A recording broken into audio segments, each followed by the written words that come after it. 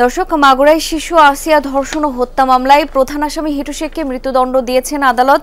যেমনটি বলছিলাম, রায়ের পর প্রতিক্রিয়া জানাচ্ছেন বিশেষ প্রসিকিউটর এহসানুল হক সমাজি। যাচ্ছি তার বক্তব্যে।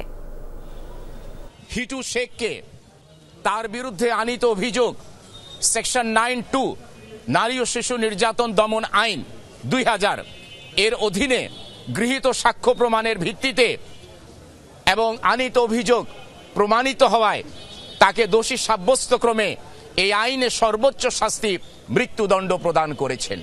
এবং অপরাপর আসামিদের বিরুদ্ধে যাদের কিনা পেনাল কোডের সেকশন 201 এবং 506 এর অধীনে চার্জ গঠন করা হয়েছিল, তাদেরকে মামলার দায় থেকে খালাস প্রদান করেছেন। এখন যিনি মামলার বাদী তিনি বলেছেন যে তারা এই রায়ে সন্তুষ্ট নন। দেখুন, প্রথমত আমরা রিপ্রেজেন্ট করি স্টেটকে, কাজে স্টেটকে যারা রিপ্রেজেন্ট করি আমাদের দায়িত্ব হচ্ছে স্টেটের ইন্টারেস্টকে প্রোটেক্ট করা। আমি বলেছি যে আসামিদেরকে বিজ্ঞ বিচারিক আদালত অ্যাকুইট করেছেন বা খালাস করেছেন, সেই অ্যাকুইটাল অর্ডারে আমরা সন্তুষ্ট নই।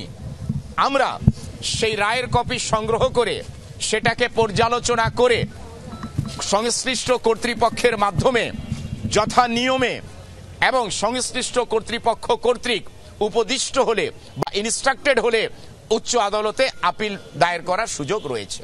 ধন্যবাদ। কথা বলছিলেন আপনাদের সকলকে ধন্যবাদ। Thank you very much.